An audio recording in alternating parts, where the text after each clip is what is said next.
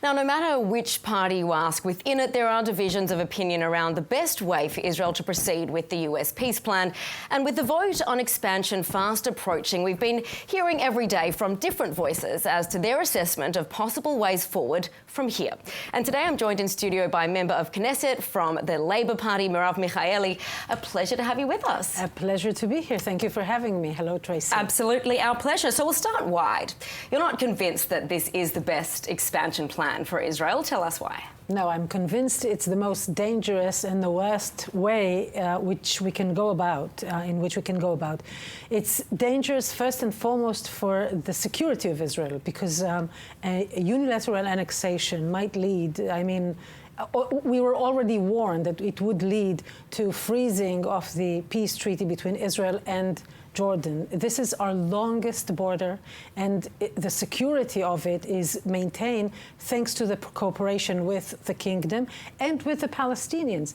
Both Palestinians and Jordan will not necessarily keep those agreements and this security. Right. And we may also suffer from retaliation from Lebanon and, of course, Gaza. So really, this is taking a huge risk for no benefit, none whatsoever. Would you say then that the next step is to assume that the Prime Minister then is willing to put the people of Israel under such a risk by making a move like this? Unfortunately, obviously, that is the case, because there's no doubt in my mind that the Prime Minister is aware of the situation.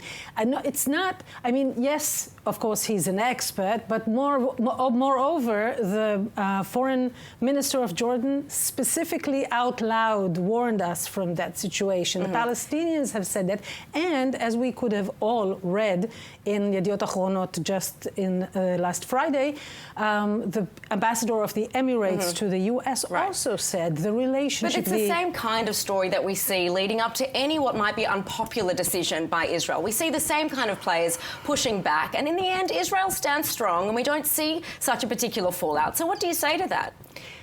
First of all, Israel has never done that kind of thing.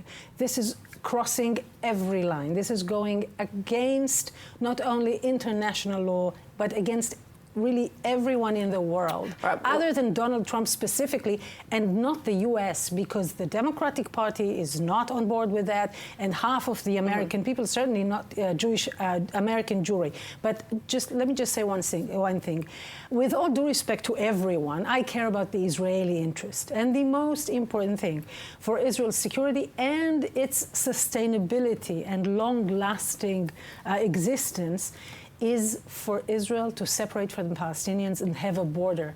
Because it's either going to lead to one state, which means the end of the Jewish state, or it is leading, like Netanyahu said, the Palestinians that will be annexed will not have equal rights. Sure. This is the end of democracy in Israel, and we cannot have it. We're going to hear a little bit more about international law in a minute, but when we talk about the Palestinians under the US mediation, they're not willing to talk anymore. So what choice is Israel left with then?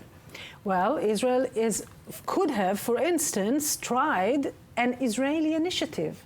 Listen, I am very, very tired of the blame game. Very tired, because I couldn't care less who's to blame.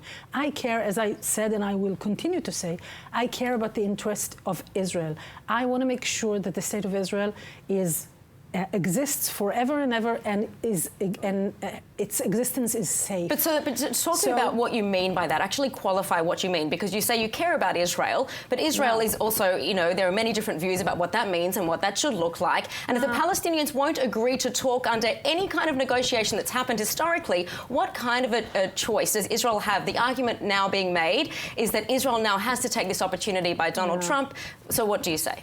Because nothing has really changed other than a window of opportunities that maybe Donald Trump will seize to be president, and then maybe we will not have the big uncle in the White House saying, okay, go ahead, ruin your future with this unilateral annexation. It's not now or never. this unilateral annexation is bad for Israel. You say it's not now or never, but has it ever been? So, you know. But it's about political will. Listen, where there's a will, there's a way. There is a way to reach an agreement with the Palestinians. We came very close. So what is that way then? No, it doesn't really. Israelis have become addicted to negotiating among ourselves, but that is not important. Anything Israelis and Palestinians are willing to agree on, for me, is an agreement, period. And I know that it's achievable. I know it because, first of all, as I said, we came close a number of times, and because I meet Palestinians and I hear, and that is a very crucial point, all of Israel's security seniors, present and former, argue strongly for an agreement with the Palestinians, and they are the ones who've been in touch with the most Palestinians for the longest time, and they know better than every one of us what can be achieved. This is what we should be working for, and not jeopardizing the future of Israel with this unilateral action. All right, Merav Michaeli, thank you so much for being with us here. Thank you for having me.